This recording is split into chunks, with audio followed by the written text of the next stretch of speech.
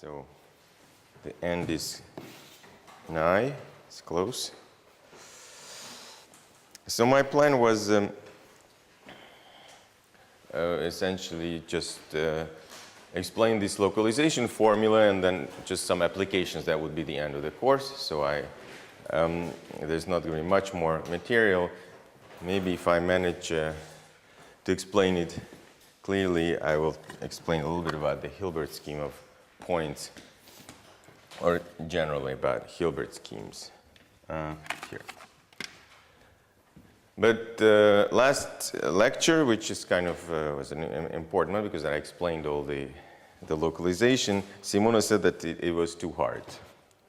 So maybe I'm not going to completely redo the lecture, but I would like to summarize now everything today, sort of that goes into this equivariant theory, and I just changed the notation at one point slightly so that maybe it will be clearer. Again, I forgot last time, so this time I'll put I'm using somebody's PhD thesis for this, which is pretty good. So the general idea here that you will need to be able to use the statements I'm explaining today, and most of and only the proofs where we did them in exercises say. So the proofs of the theorems, well, I'll make it clear, are not always required. Okay. So today the plan is just to end up more or less a little further than I was last time, but just summarize all the tools that we have. Okay, so today we have this review of localization of equivariant theory.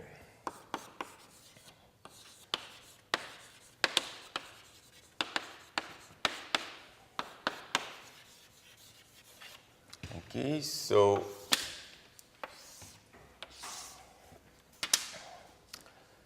the idea is the following basic thing. We have a functor to each, we have some x algebraic variety acted upon by a group.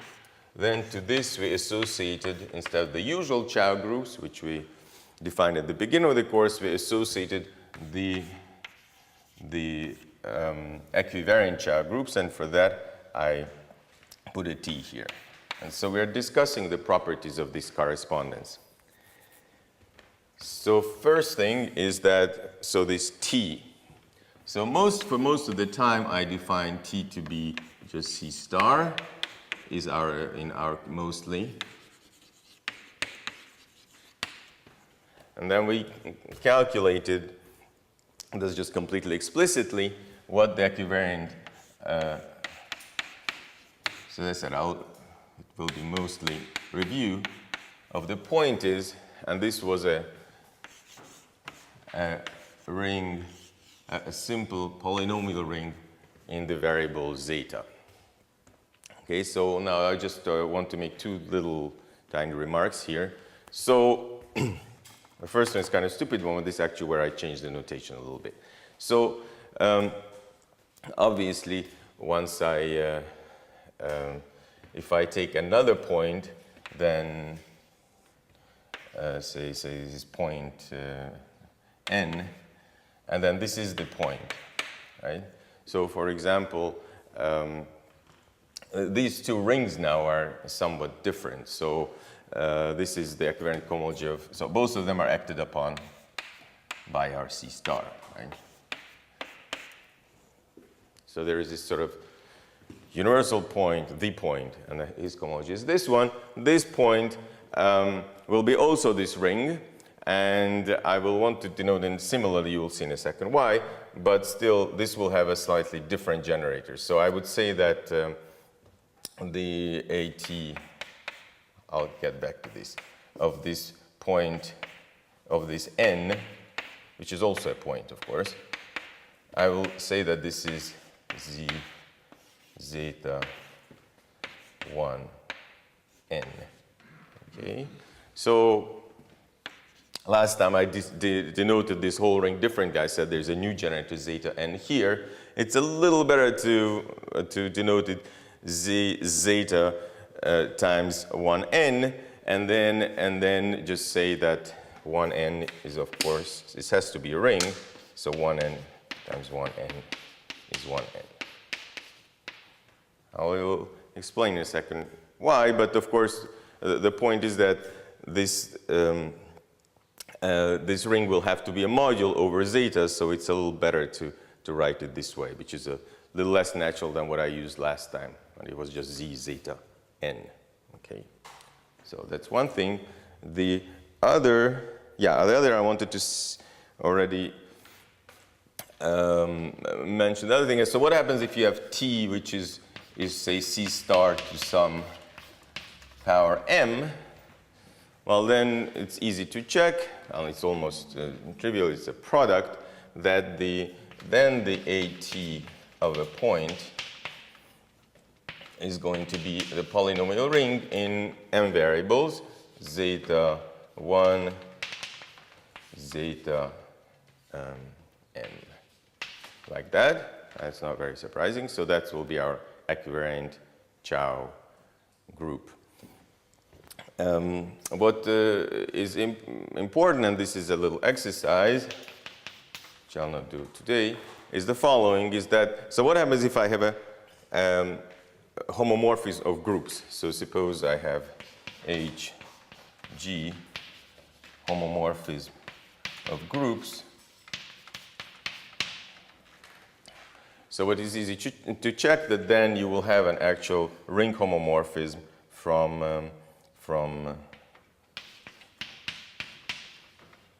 a say G point to a H point, and I will not define in general, but I want to define in one particular case. So this is exercise, not example. So the one important case for us, which allows us then to replace, in fact, this more complex case by a simple one, is that we can look at parametric homomorphism of C star. So we look at some homomorphism gamma of C star into C star m. So what does that look like? Well, of course, it's just gamma is parametrized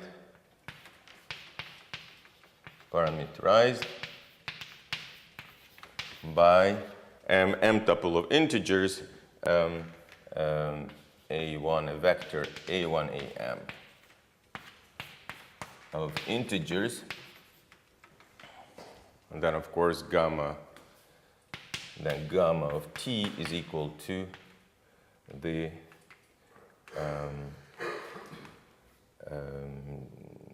t to the a1,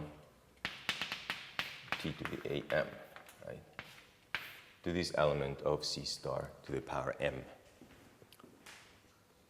And of course, you intuitively, it's clear that if I'm allowed to vary these a's in terms arbitrarily, or even worse, I can think of them as parameters, then this somehow, applying this for all possible gammas, is basically the same thing as, so using t equals C star with these homomorphisms where we think of a's as variables is the same thing as thinking of this thing here. And so then the question is, so what is this map? This ring homomorphism, of course, will be just a substitution.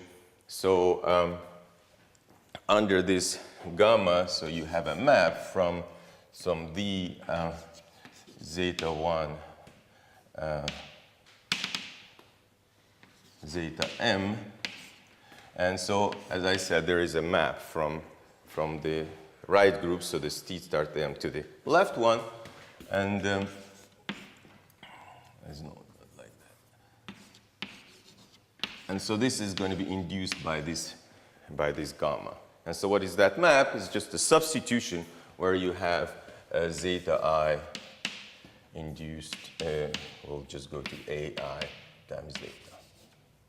Okay. And this will be a trick we'll be using. It's a little easier for, you again see why, to only deal with this case. but actually via this trick you can reduce every time you have a torus to just C star. In fact, C star with an infinite set of parametric homomorphisms by which you pull back. So that's why, in fact, I used C star, not because it's simpler, but also it's sufficient for practically everything that you will be ever doing. Okay, so these were my two little observations. And so this is sort of part 0. So this is what happens when you have a group and a point. So with these two remarks. So then the important thing is the morphisms that what they induce on these rings. So suppose I have f x y, then this will induce a map. So the first thing is pullbacks. So f star of from A. So this one does preserve the degree. So this is the pullback. You don't have to read that. I repeated this just. So you take A, M, Y, T. So yes, so this is T equivariant. Sorry, I forgot.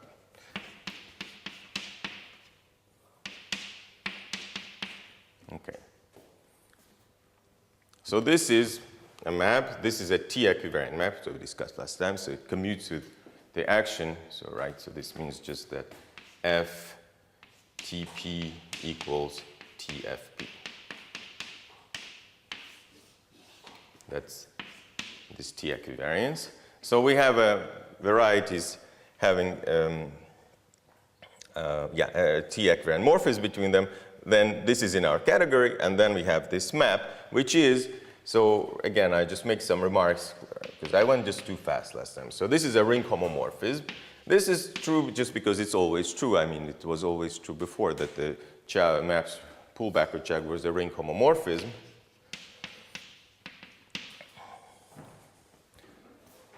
And so that means that,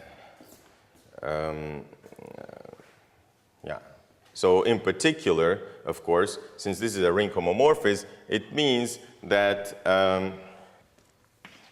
ATX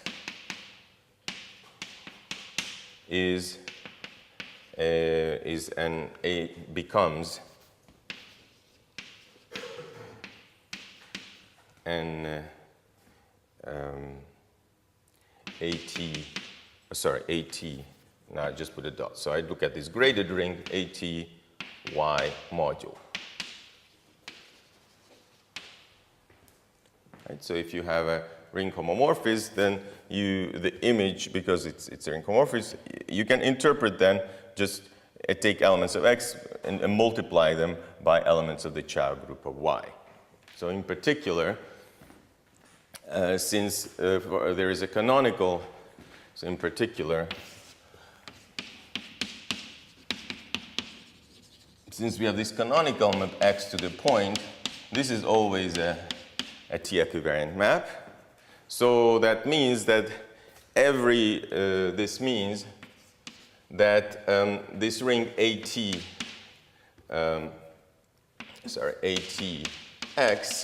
is a module over AT of Y, which is this point, is a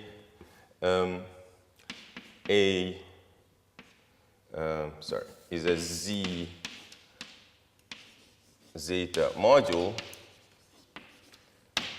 And so what is a zeta module? It's a free module. So actually a zeta module is just the same thing as having an action of the operator zeta. So it just means you have a ring with a multiplication by an element zeta.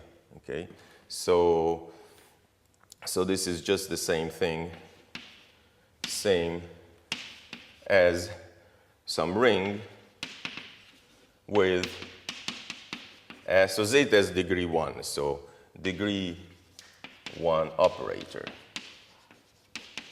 Their multiplication by zeta. And so from that point of view, it's better to denote it this way. You see now why I'm doing this, because then in the notation, the multiplication zeta is already included. We know how to multiply by zeta. You have z zeta, and you have anything, you have any element here has the form z, so it has the form some polynomial in zeta. So if I look at some point n, polynomial in zeta times 1n, and of course if I now, this is a ring in itself, but also is a module over multiplication by zeta, and so this, sorry, I just ran out of space. Maybe I use a little bit here. So what I'm trying to say is that if I take a generic element here, so this generic element is some polynomial in zeta times 1n. So it's just 1n is just a formal element, a formal unit.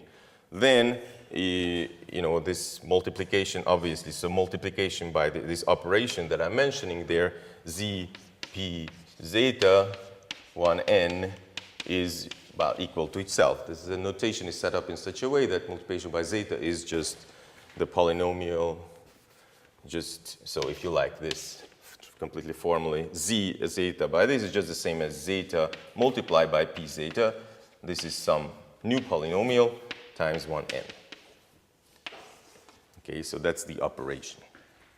So this way we instead of, so you lose something in a sense either way. You can, or either I can think of this as a new zeta as I did last time, then it's natural what the ring structure is, but then you don't see this module structure. Or I raise it, then this is perfectly, it's already in the notation, you see what's going on, but then you have to say, then it's not a ring a priori, so you have to define a ring, and then you have to say that 1 times 1 is 1, okay, and then it becomes a ring, which is at the same time a module. Okay, so this is a little pedantry, but actually it's sort of, maybe it's a little unclear otherwise. Okay. Okay, so this was second point, so, or this was 0th point, and now it's first point. We're mathematicians, so we can do that. Okay, so now I'll actually continue here. So the most important one that we are most interested in is the same setup. So this is now push forward.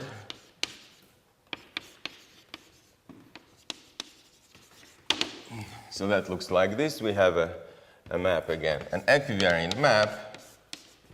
So now let dim x will be, say, n, and dim y will be, say, d. So then you have a map f lower star now of a m x to a m minus n plus d of y, if I'm not mistaken. Yeah.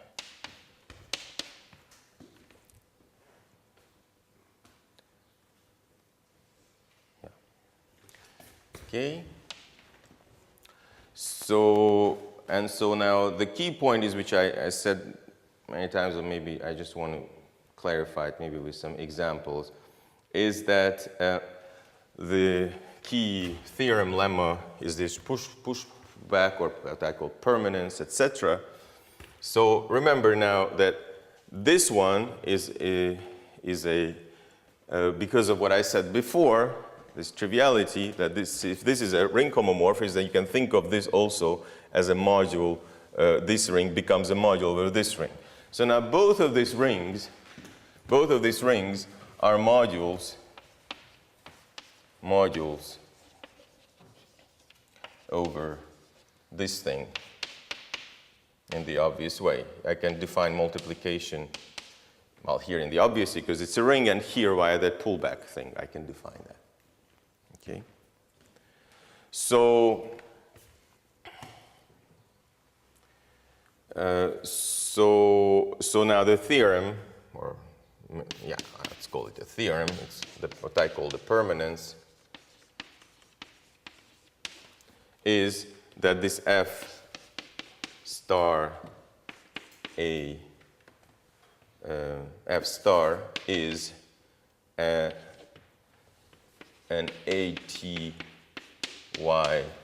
module morphism. So it's not a ring homomorphism, but this is a morphism as modules over here. Okay? And so why that is important, because of course it's a little painful that these things are, as you remember, mostly infinite dimensional. So if you, well, so you need to, informally you need a lot of things to determine what it is. But now, in practice, what this means is that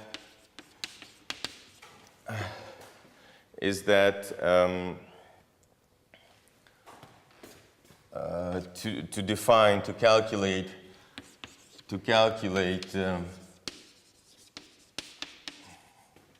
F lower star, it is sufficient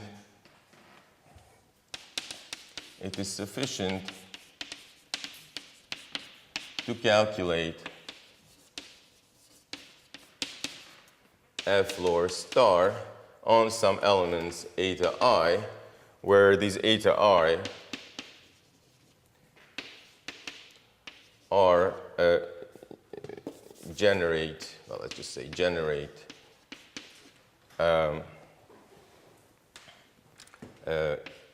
ETX as an ETY module. Okay. So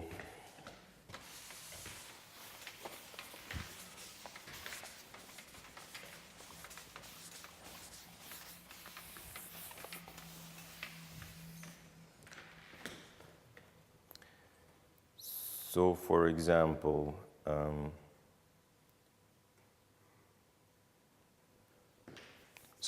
just let me quickly do an example. So we already calculated, say, AT of P1, right, with the usual action, with the weights T and T inverse, and this was just Z. And so again, here I use this notation, which is a little bit of cheating, but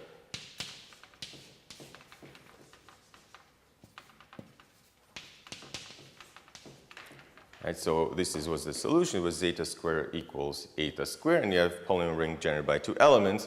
And again, I always try to give the answer in such a way that the module structure over Z zeta is well defined, is in the notation.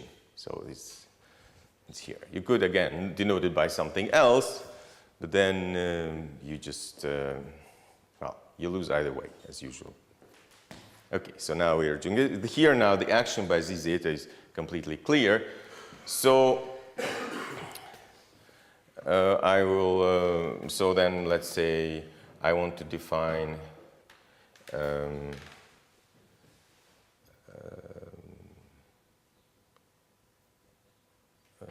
I want to define, say I want to look at P. Yeah, I know what I wanted to say, yes, sorry. So the one point about this, it's easy to see that this is as a linear space, as a just linear space, well actually maybe better to say as a Z eta, this is better, Z zeta module. This is what?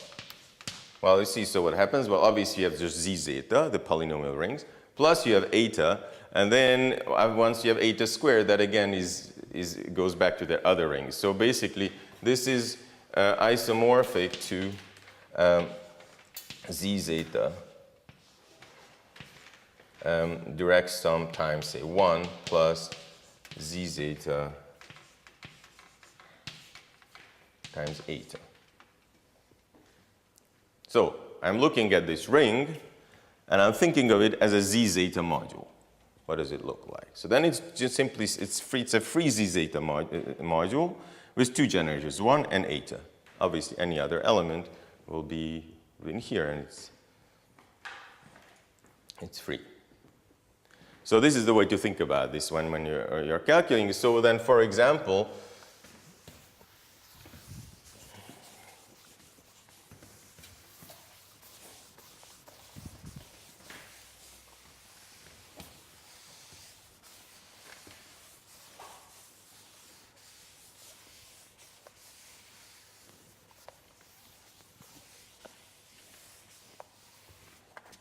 if you want to calculate the map, so suppose you want to calculate the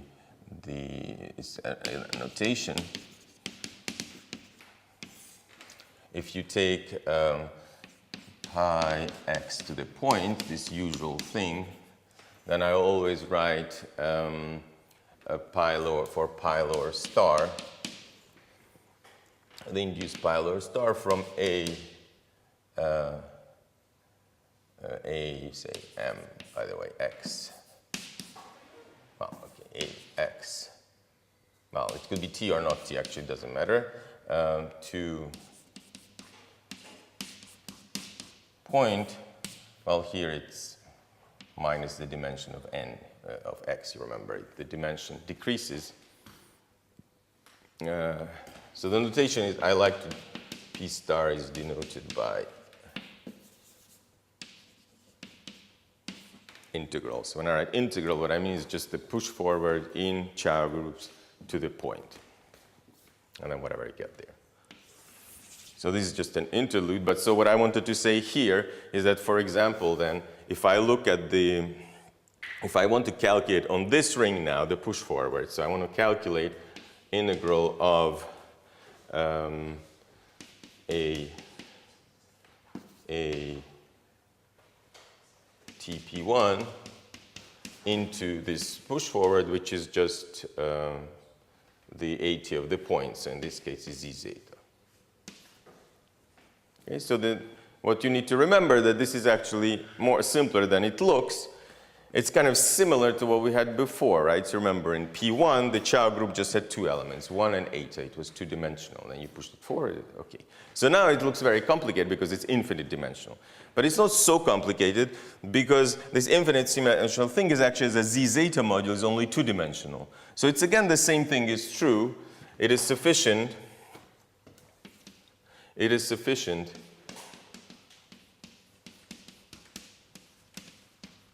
to calculate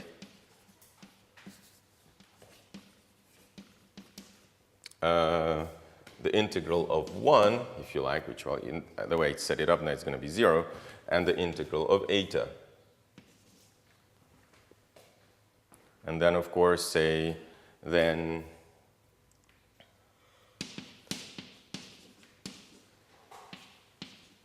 if you want any element in here, the integral of, say, zeta squared times eta is just going to be, because it's a module homomorphism, is just going to be a zeta squared times the integral of eta.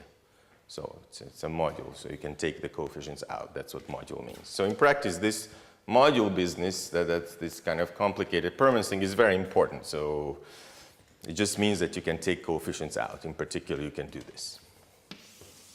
Okay, so this is my second thing. And yes, so then there is a sub point 2a. So this is basically there in this second part. So there's two important things. This permanence, which in particular means this. And then there is this 2a thing, which is that you want to this push forward pullback. This is push pull. They say for this push pull. And this is the same push pull formula that we had before. So that, it's identical. So that means you have now. Well, I'll write it this way: y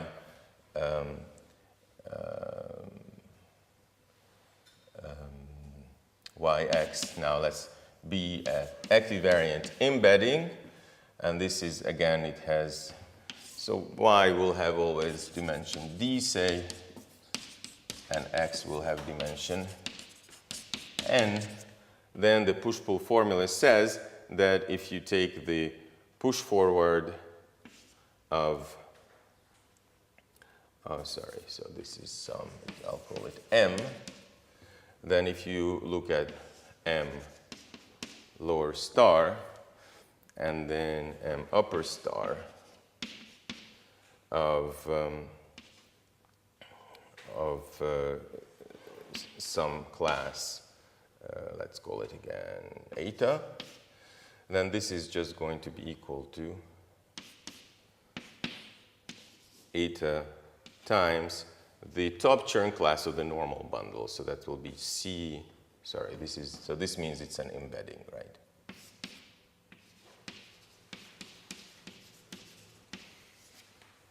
So Cn minus D equivariant of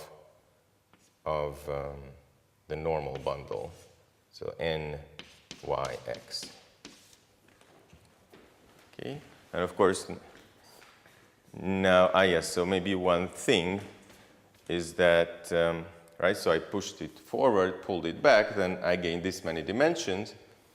And you can check, I mean, think about it, it has to be this way, it has to be a product. Does eta have to be in the image of the,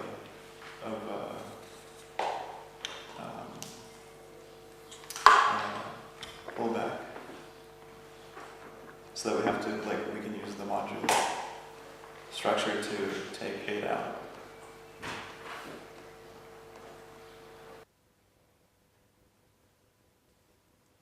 Well, this is the formula. But what I was trying to say that we should not be surprised by this, because this is, both of these maps, if you like, y are, you remember that these maps are now AT Y morphisms. So I could put, so the simplest thing is just I could put a 1 here first, right? And then just get this.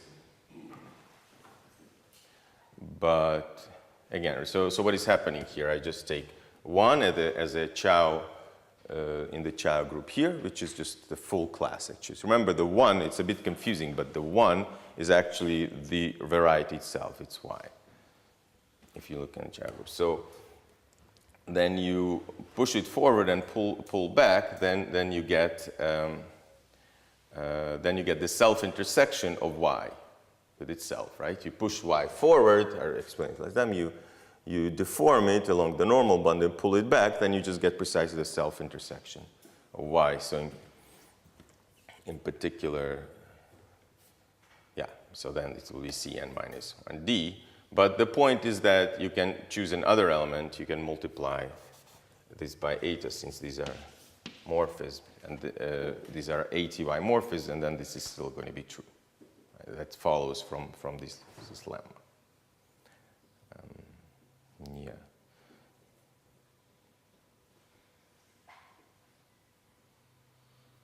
Yeah, I mean, in a second I'll explain actually that's almost always true. So, in fact, the pullback to the fixed points is an embedding, in fact. So, but that comes next. So actually, I ran a little bit inconsistent out of my time, but so this was. Now I'm helped with the fact that I already explained this once, so this is not totally incoherent. Because so the next thing is Chern classes, which are used here.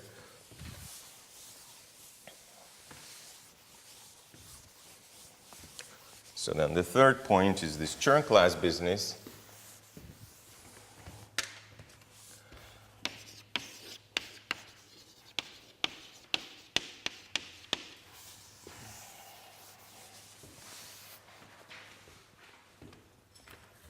And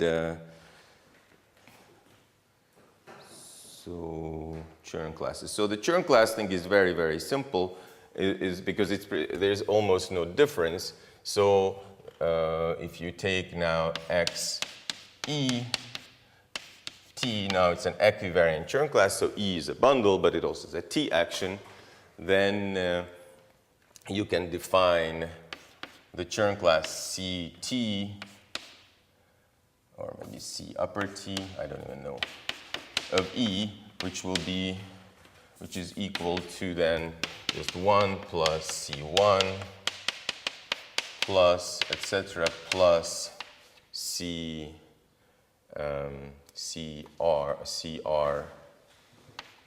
of E, where R is the rank of E.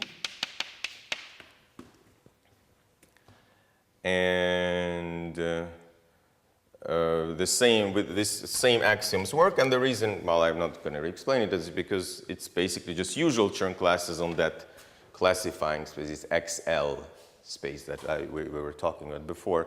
So all the axioms, Whitney, splitting, all these things are still okay. Principle are okay. There's something now instead I forgot. Yes, so there's two things we need, and then naturality, that's right. So this is the most, well, they're all important. And this is still okay, so this naturality is the last thing. You remember, it means that we can naturally pull back a bundle, and there these Chern classes are natural. So C, T, so if I have, well, maybe let's just write it down. So if you have X, say, let's go this way, Y, X, E, then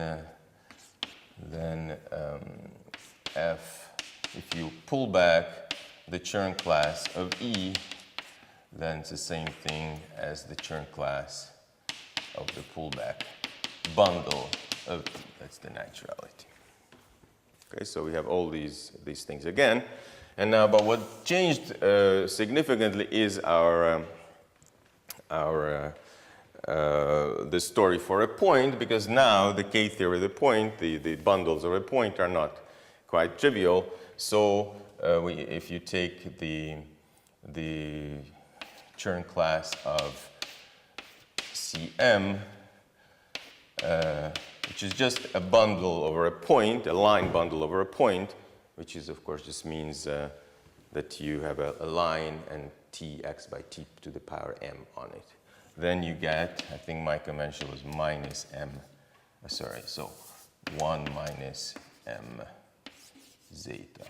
So shouldn't there be F minus 1 instead of F star? F star CT will be F. Oh no, sorry. No, it's okay. I think it's okay. You pull back the bundle, you take its Chern class the same. Yeah, maybe what I should do is to put here something so that it's clear that I take the Chern class and I pull it back. And but this we usually just leave it like that. Okay, and then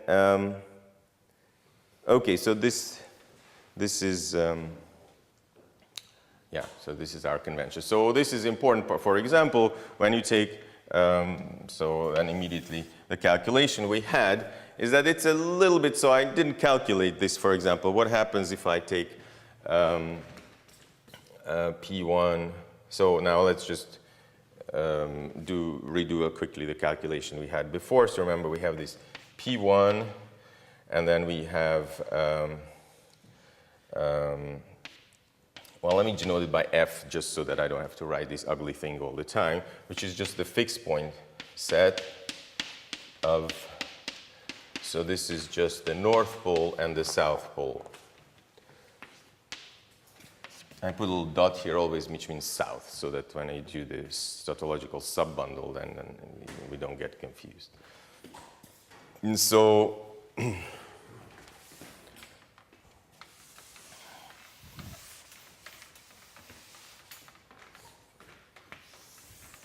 okay. So in this situation, then, yeah, so I'd like to calculate now this map M. So we have this M, of course, F into P1, which is, since these are the fixed points, these are equivariant. And now, according to my convention now, I can set up, I know what E T of F is. So with this, so this is slightly invariance, is how I defined it last time. So now it's going to z zeta, a little more space. So E F is just z zeta 1n plus, it doesn't want to fit, z zeta 1s. Okay, so this is my new, instead of that zeta n and zeta s, I think this is a little better. I mean, as I said, this has the same problem as before. So now, but remember now, this is a ring. So this is in a z zeta module structure is completely clear, but now this is a ring. So in order to make a ring, I have to tell you how what these do. And so we have, of course, that 1n times 1n is 1n, and of course 1s times 1s. I mean, it's just the definition of direct sum of two rings, actually, but s and 1n times 1s is equal to 0. Okay?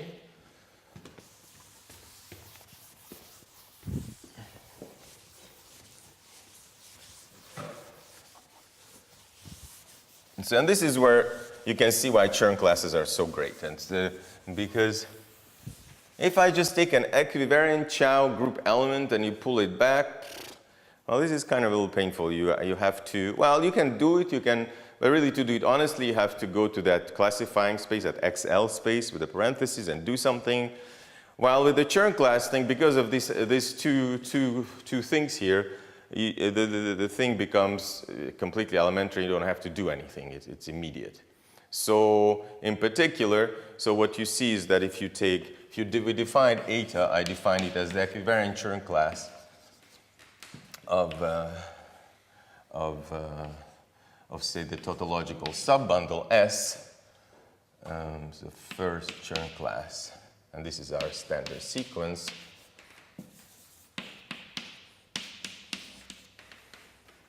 Okay, so this tautological line bundle. So when I restrict to the north pole, so that's the first, the north pole is the point 1, 0, and the south pole is the 0, 1, then the pullback of the line bundle is simply the restriction. It's clearly just the fiber. So if you just the pullback of this bundle S, sorry, so the pullback of S along this embedding here. So this will be just two bundles. So this is the bundle C plus 1 on over N, and then C minus 1 over S. These are the two fibers, right? So this is what we get. So then I can easily calculate the pullback of eta accordingly. So that means that the pullback of eta, which is just the pullback of this Chern class, is just going to be the Chern class of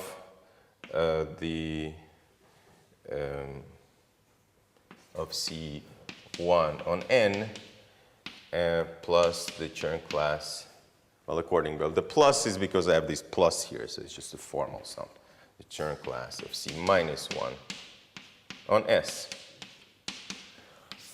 So this is then, according to the other convention that I have done here, this is just going to be minus zeta times 1n plus zeta times 1s. Right, so if I want to, I can take the zeta out. That's just now a joint thing. So that's why it simplifies a little bit. So you can just write that this is zeta times 1s minus 1n. Okay. So this is first calculation allowed by this. This is because we have Chern class. And that's why this bot residue form also is defined for Chern classes instead of general classes, even though you can. It's really just so much simpler to calculate restrictions of bundles for this reason. Okay, so I'll continue after the break. Yeah. I thought Okay. So let's see. It's just this whole thing has somewhat of a fractal structure, and you need to kind of make these side remarks all the time explaining something. So the linearity is not so. Yeah, I try to make it as linear as possible, but it's still. Yes. So what else did I want to explain? Yes. So just about Chern classes. So I introduced this last time. Maybe again I slightly changed the notation here to make it a little, I don't know, easier to understand. So it's a remark about Chern numbers. So this is a subset of this third thing. So about Chern numbers.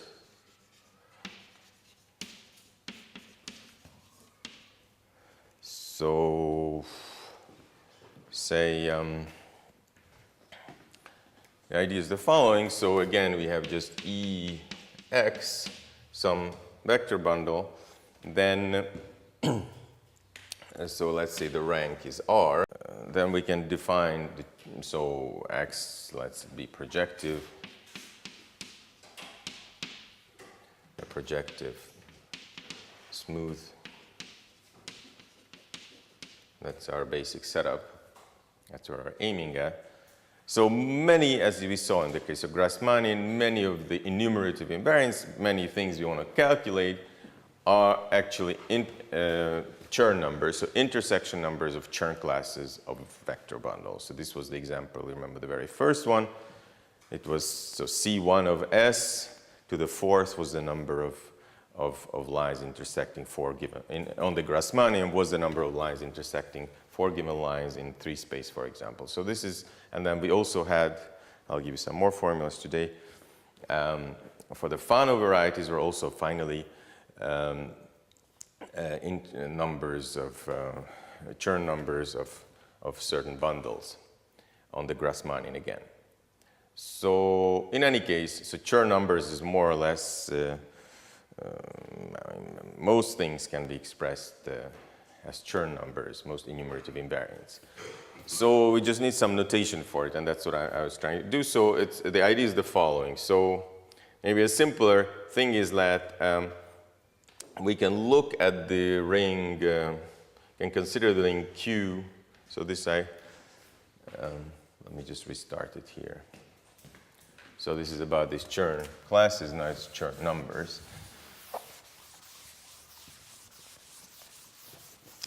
So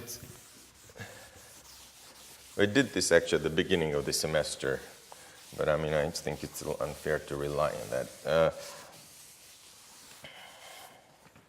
So there's 2 ways of looking at the thing. So one is that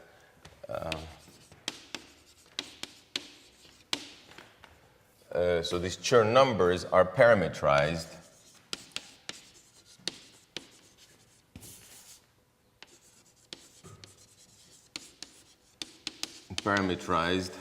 by a polynomial, or let's call it, say, phi. I'll use that. Phi, which is in the polynomial ring. Well, doesn't matter what coefficients we take. It can even be C. C of C1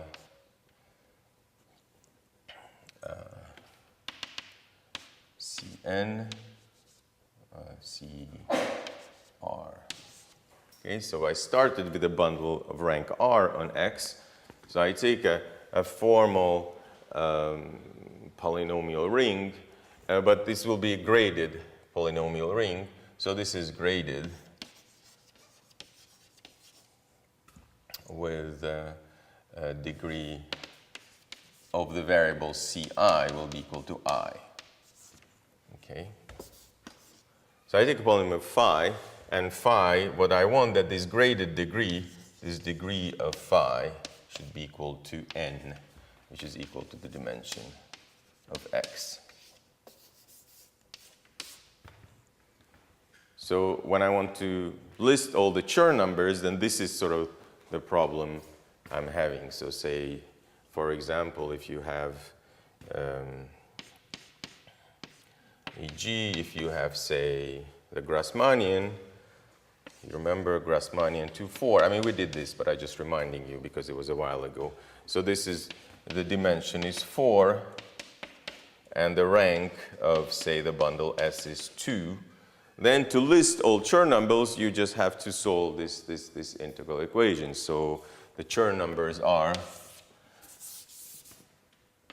well, it's clear why you have to do this, because you need, at top, you want something in, the Chern numbers that arise here come from phi equals, so you have C2 squared, you have C1, so the dimension is 4, and you have C1 squared C2. These are the three possible solutions to this integral equation, that the three possible monomials in this polynomial ring which have degree 4.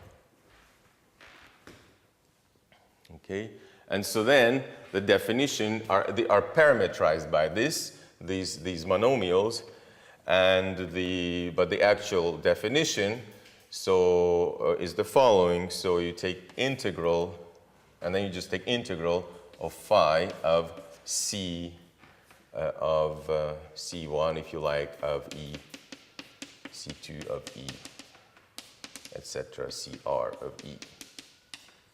So this was just an example, but the definition of the Chern number is this. So once you have one of these phis, you can take that formal polynomial, substitute into the polynomial in the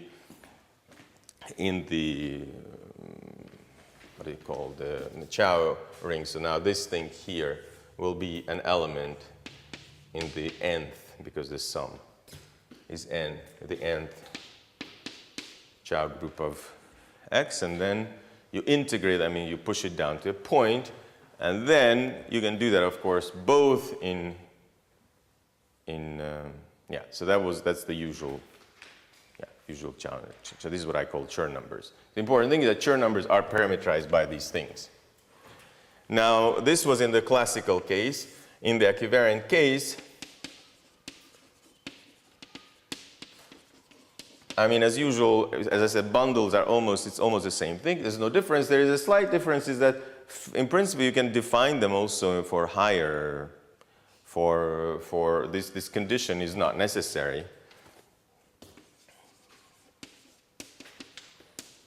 Not necessary.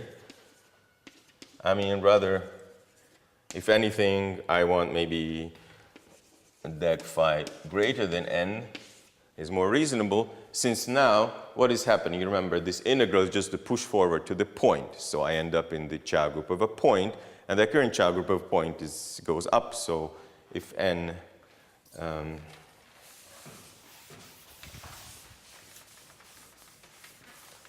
so in the equivariant story,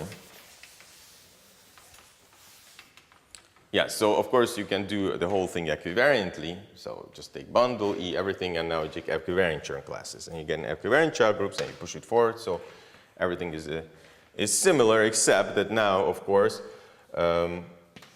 integral of phi. And so now I can just put here C of E for short. So I will just, that's this substitution, I can just write it this way, is not necessarily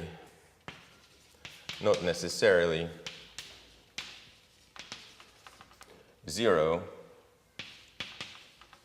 if the degree of phi is not n, right? Otherwise, it was clear, because this thing most certainly will end up, because of this is a push forward, it will end up in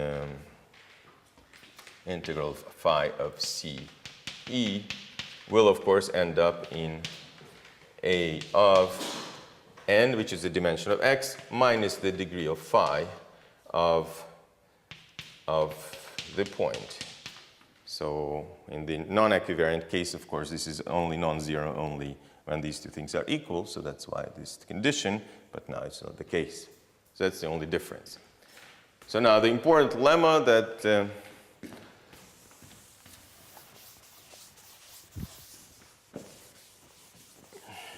Okay, so the thing is, I didn't find a very simple, even though it's a sort of a triviality, I don't have a very easy way of explaining it. So I just try to convince you in maybe two ways. But so there's a point here.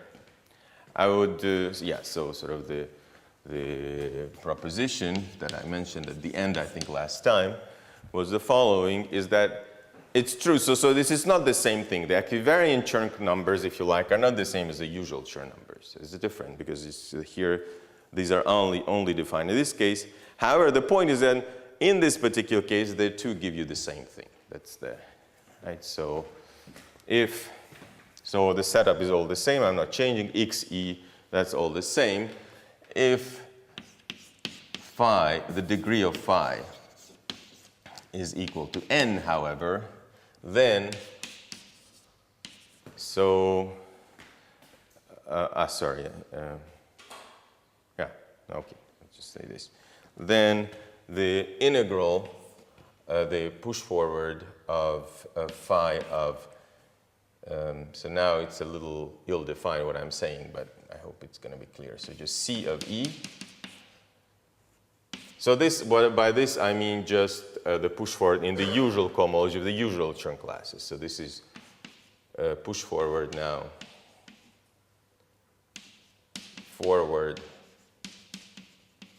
to point in usual,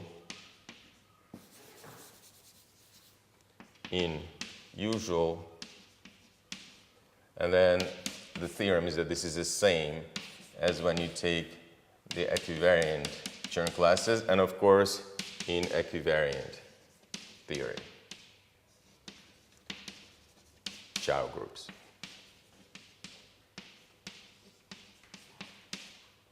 Chow groups in equivariant. So this is in the usual, and then this is in the equivariant. Okay. So of course this n case is kind of clear why this makes sense, is because they both end up in just constants, right? These because you cut down the dimension by n. So this number in any case is just going to be in A0 of a point, this left-hand side, and this right-hand side is just going to be A0 equivariant of the point, but both of these things are just isomorphic to C or Z, so. Okay. So we'll use this. This is kind of a tautology. I mean, but so maybe I'll say something.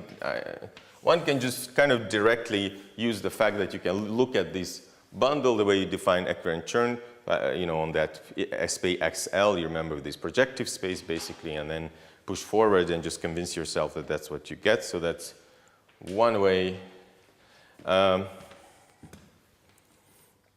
Maybe I just formally say one thing here which could be helpful. So the point is that, yeah, let's just, maybe I'll explain now what I just said in slight more detail. So what this really means is the following, is that we look at this XL, this space, remember XL, and then here there is this bundle EL on it. And let me erase this. This is not so helpful anyway. So remember this XL, which was just X times CL minus the origin divided by C star, by the torus. This XL, and so then the point was that the picture of this XL is the following. Since here the action was free, so we could just divide here, and then this was sort of, so there's two things you see here. So I only advertised one of them. That was that when I divide this by PL by torus, I just get PL minus 1, and then what's left here is just going to be a bundle. So this bundle XL is a bundle over PL minus 1 with fiber which is X. So for each point in PL minus 1 we have a copy of X. It's kind of strange. But what I never actually mentioned, but is fairly obvious, is that here you clearly have a map from X to XL. So in particular, you have a map from the so this in the usual Chow theory, you have a sequence where you can take a push forward and a pullback if you want. But we're interested in the pullback. So this gives rise to, so this arrow here gives rise to a map from a x to a usual x with the same here. It's a pullback. So this, whatever, sigma, say sigma star. It's a pullback, so here the degrees are the same, AM, AM. Okay. So you always, in this theory, you always have this map. And so I want to do two things about this map. So allow me, I rearrange this a little bit now.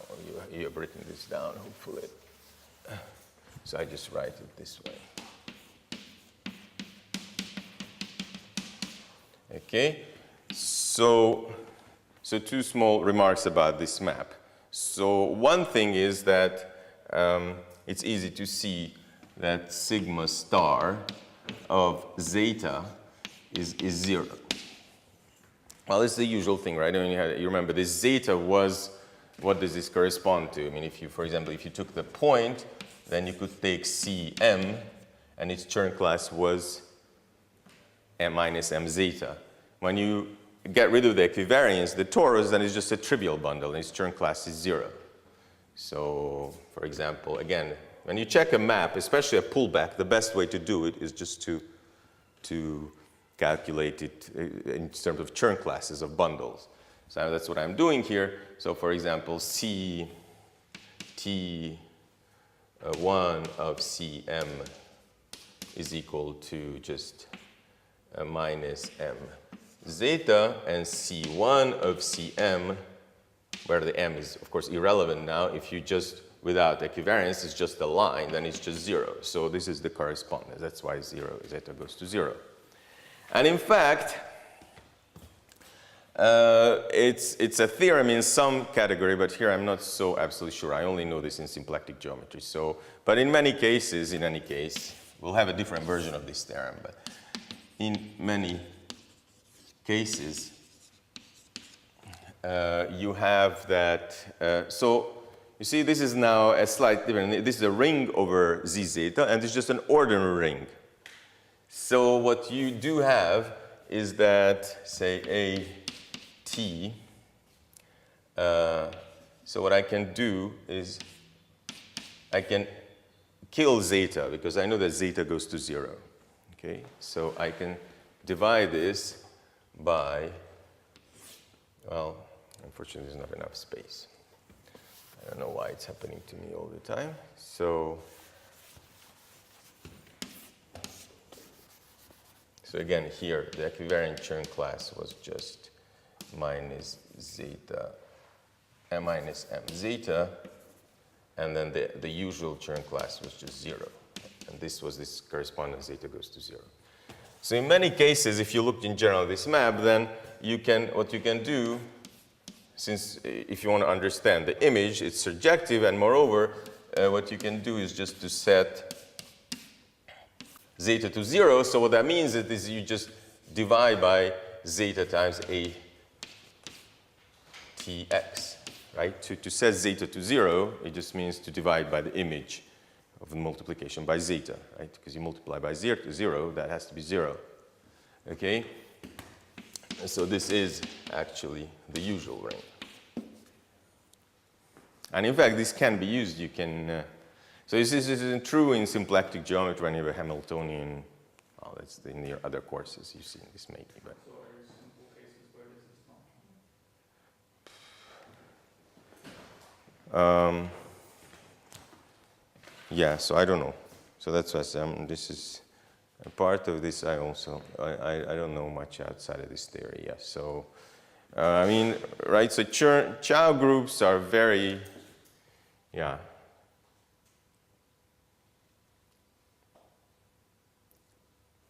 Yeah, so one has to be careful with various things about torsion and things. So maybe if one gets rid of some torsion, so I'm sure you need some technical details. Yeah, I don't know. I'll think about it. I mean, maybe I'll look for it. I don't know now on the top of my head any counterexamples. Anyway, you can often think of it that way. Certainly in the case where we saw this was true, for example,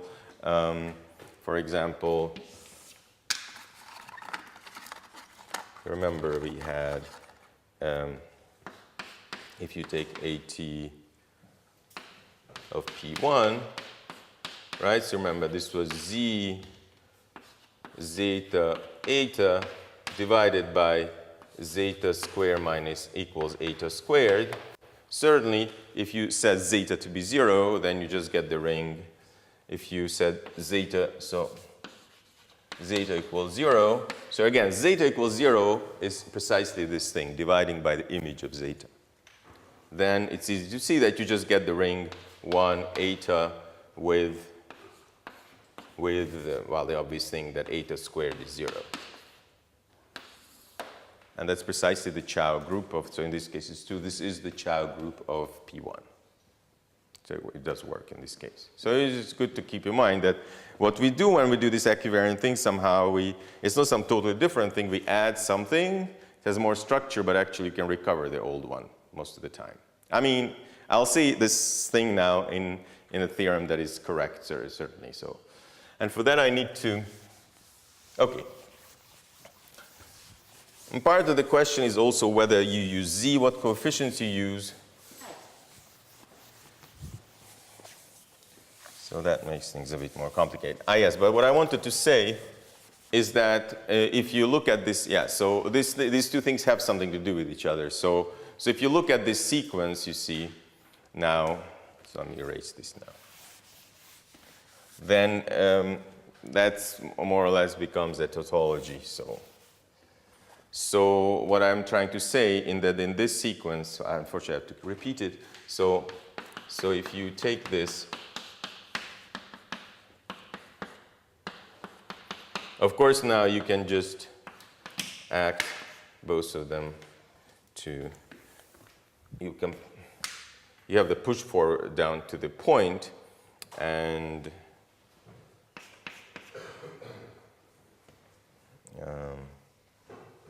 or maybe let's do it this way. You can just use the integral.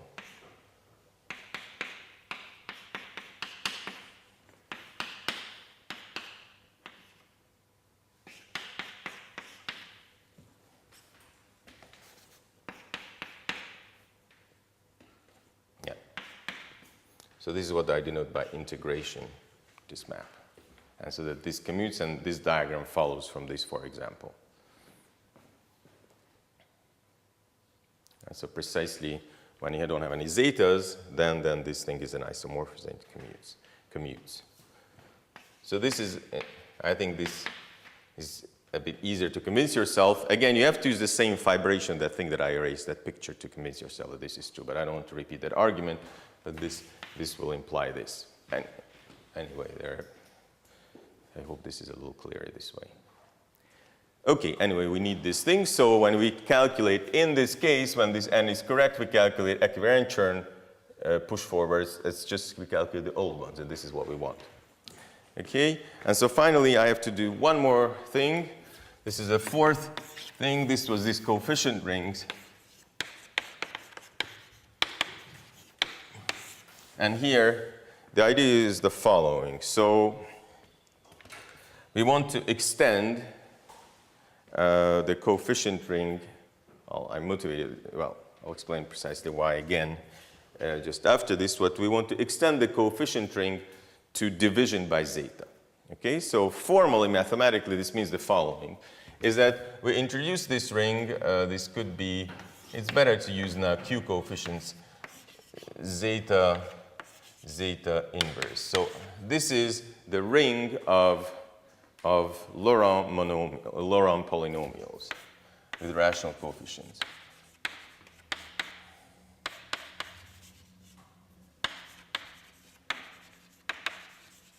Right, in zeta. So you're out negative powers, but it's still finite. So this is still just a ring, but I want to extend our coefficient ring to this thing. So once I do that, since everything in my, so I have this x now, since this Chow group is, Chow ring is a module over, remember, is a module, this was important, module over this Z zeta, which is the equivariant Chow group of the point, I can extend this with a formal device that's used in mathematics, all the time. And this is that I just take over this module, I tensor a ring. So I define it out. So I use a slightly different notation than last time. I mean, there's no real good notation for this, frankly. But I'm just saying I'm attaching zeta minus 1 to it. This is just a notation. What it really means that I consider this tensor product.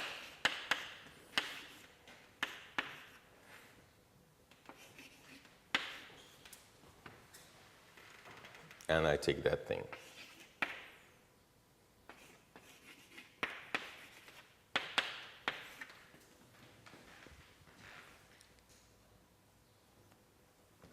So, and by this I simply mean that I look at the usual tensor product, but then I factor it with, in the usual tensor product, when you have a number, say, then of course, the usual tensor product, when you have two modules, A tensor B, what you mean is by, say, over C, just vector spaces, say, then of course, what this means is that A, say, lambda A tensor B is, of course, should be the same in particular. Sorry, it's not the definition, but there should be an equivalence between A tensor lambda B. So these two things should be the same, and it's the same thing here, but now it's not a number, but by an operator that we are. So what this means now is that so if I take some eta and some Laurent polynomial, P zeta Laurent polynomial now, then if I multiply this by zeta, I act here as a module thing, this should be equivalent to eta tensor zeta P zeta. So, okay?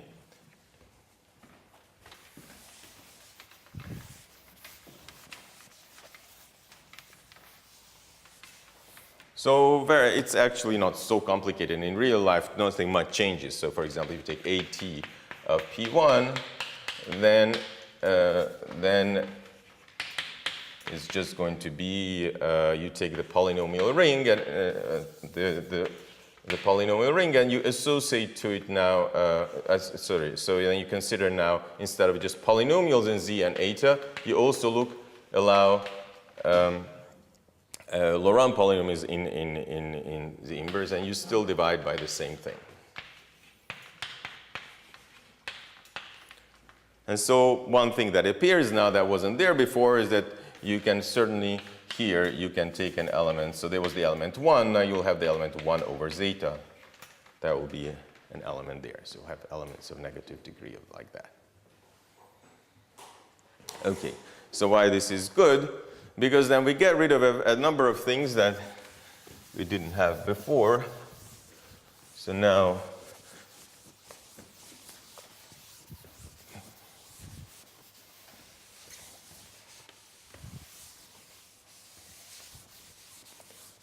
a key point is the following, is that if you have,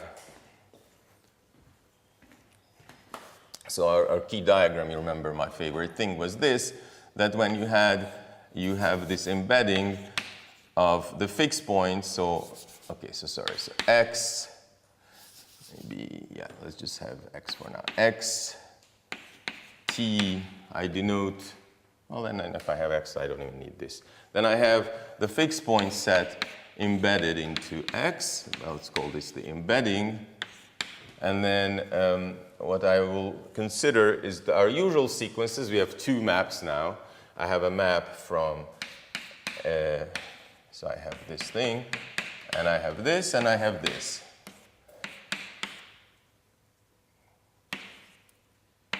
So the fixed point set, and then the usual thing, and you have so there's an embedding. So this way you have the pullback, and this way you have the push forward between the two things. Okay, and well, so this is one obvious thing that, for example, this thing, this map, oh, sorry, this is lower star, push forward.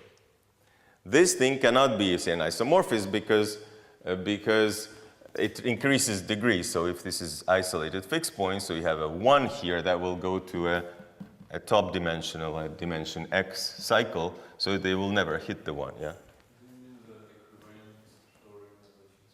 Yeah, sorry, so yeah, in the T. So, but the point is that once I tensor extend the coefficient Li negative, and this becomes both of these maps become isomorphisms. So sorry, I was supposed to leave space here. That was the idea of this trick, but I forgot. So if I extend the coefficient ring, of course, that is easy to see that it's perfectly well defined just as well. So the big theorem, so now in this sequence with extended coefficients,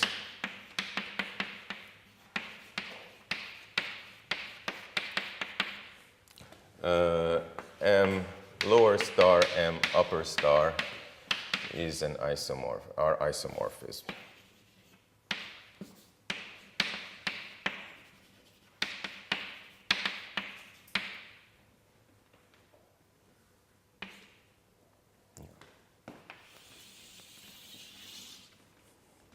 Okay, and so let's just, of course, our main calculation. So this allows, now what this means is once you do this inversion, which doesn't bother us from the point of calculating Chern numbers, we will actually, you can use this ring as a model for this ring by the pullback, and so that since this ring is so much simpler, this gave us a simple formula.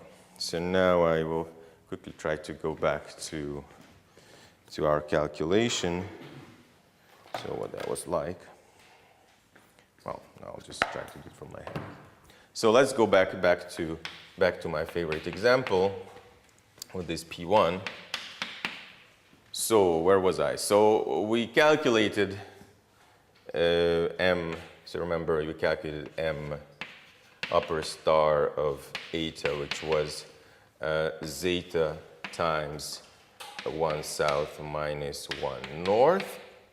And then the push-pull formula tells us that M lower star of, say, 1, M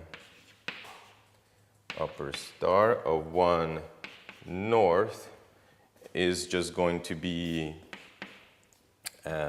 so this is a 2 plus 2, so we calculate this last time, plus 2 zeta 1 north, and M per star M lower star of 1 south is minus 2 zeta times 1 south.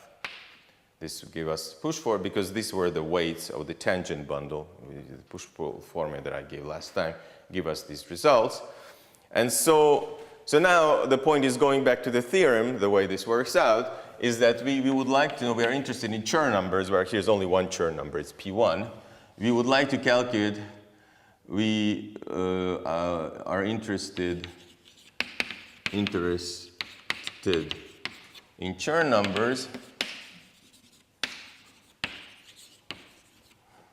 And so, well, eta, the index eta, remember, eta is C1 of the tautological number, a tautological bundle on P1.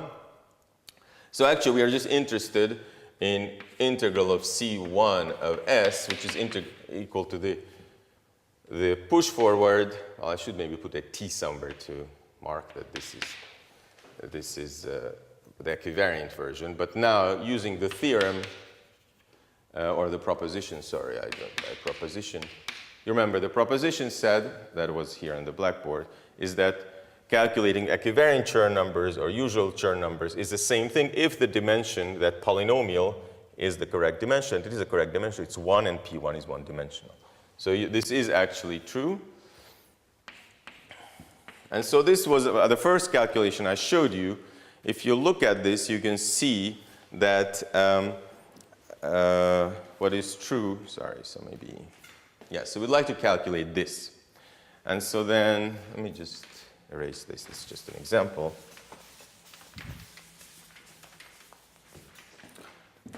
So what we see here is that the pullback of this thing is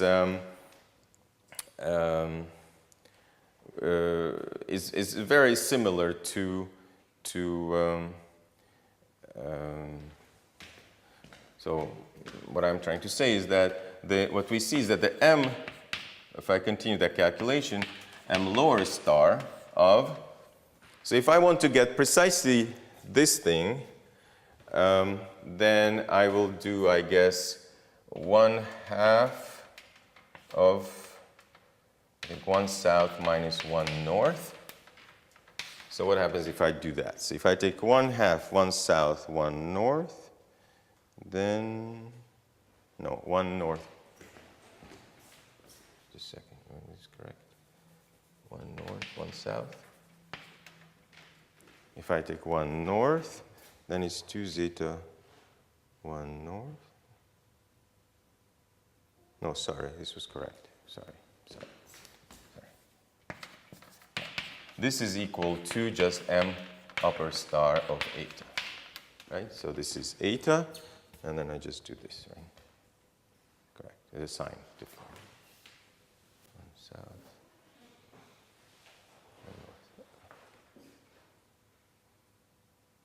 1 north. I'm confused. Sorry. If I push forward 1 south, I get minus 2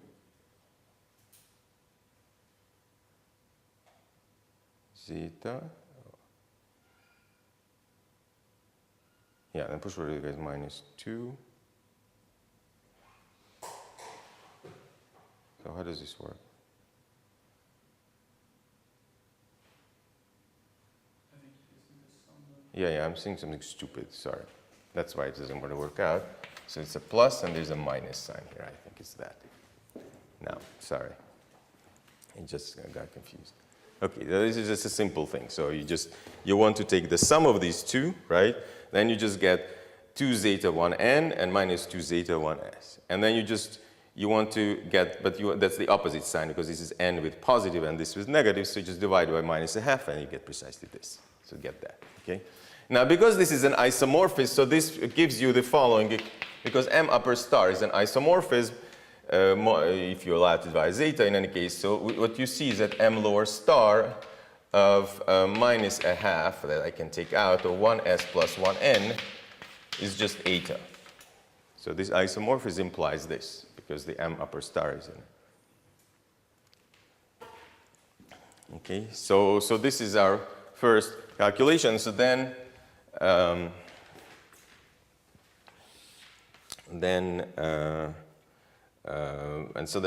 the trick to how to calculate this is that I use, so I'll erase this now, but you just keep these just right on this diagram, the point is that we can, of course, push forward to the point as usual on both cases. And when I push forward to the point, then here, obviously, what will happen is that 1n will go to 1 and 1s will also go to 1. There's just two copies of, there's just 2 points. Okay, and so basically we're interested in this map. And the way we'll calculate this is just by the fact that push forward is, associative. And so what we get then is that this eta should be the same thing as the push forward now here of that thing, of this thing. So this is what's great is that this is the same thing then as the integral 1 n plus 1s. right, of that thing. Because, so here was eta was here, but we found the inverse image, so what was here. And so to calculate this, we can just calculate something whose image is this here, and that's this. And of course, 1n I just wrote down, so 1 is 1, and so this is just minus 1. So then the Chern class of the tautological bundle is minus 1, which is correct, the integral of that. Okay, the degree of that. Okay, so this is sort of the first approximation, but for this you didn't need these coefficient things. And I was explaining is what this coefficient ring business is needed for, and that's the following. That of course, here you could say that I got lucky because I just found one, something whose image is, I just found something whose image is precisely that. And then it was easy. But the point is that with this coefficient ring, any element can be in the image. And I'll show that in a second. But first, let's just do a quick calculation. For example, what is the image of this in general? So what is the image now in general? So it's general, so not P1 now. Well, a smooth projective, then xt is finite. And then we just look at m lower star of say, well, the sum of 1p, where p is, with the notation that I introduced now, is in xt, right? So now it's the same thing as before. So if I do the push-pull formula, then what we'll get is, of course, it'll just the sum of the same, so it's just the same as it before, the equivariant Chern class of, so this is, sorry, a CT n, where n is the dimension of the tangent bundle at P, so P is at P of X.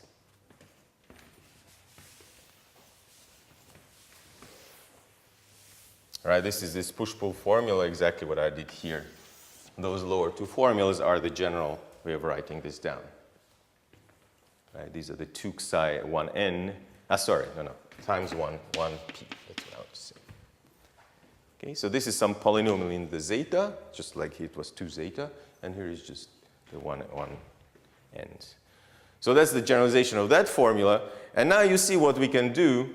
We can simply, so first of all, this already gives you something. You can get something out of this. For example, a corollary of this formula is that if I apply this is the same thing here, then what I get is that the integral of this thing of Cn of t of x is equal to, I do the same thing. So because you see what you see is that Cn of t of x is precisely the push forward of this thing here. So you just get that this is the integral of now pushing just from on xt, so from xt to the point, and this is from x to the point, this integral. So this is just the sum of 1p, p in xt, oh, yes. The push forward of that. So this is completely analogous to what I did there for. And this is, of course, just the number of elements in xt. So that the top Chern number, the Cn tx, is equal to the number of fixed points, which is, this is the same. And this is also known to be the Euler characteristic of x. So the Euler characteristic of x is the number of fixed points. That's what you get. And, well, let me just finish with the residue formula, so hopefully now some things clarified, is that what I will do now is that since I'm allowed to divide, this is where this division is necessary, I will simply divide by this thing. So what this formula also implies that if I look at the push forward, pull back of sum of, and I just divide by this. So 1p divided by Cnt tpx. So if I do that, since it's then when I pull back, push forward, I just get sum of 1p. Right? So because everything is zeta, these are all z zeta module maps. Yeah, sorry, now I'm way out of time. Yeah. So it's just an equivariant class here. Then I can just create, yeah, so this implies that EM lower star of the sum of the pullback of eta to the point P divided by the Cn T TPX is going to be just eta. And so finally, this gives you this residue formula. So you already have it. So the theorem is then that if you have this situation, then the integral of phi of E, so now here the degree of phi is n, so that's set up. So just the corresponding Chern number that I defined is just going to be the sum of these expressions where here we calculate the corresponding Chern number at that point. So you just get phi of C T of E at the point P. So this is just a finite dimensional vector space divided by Cn T Tx. Okay, well, I have to stop. Okay. So, well, so I hope now I collected more or less all the background. So next time I will do a bunch of examples, and then, yeah, maybe if I have time, I explain what the Hilbert schemes are. Okay, so I'll stop here.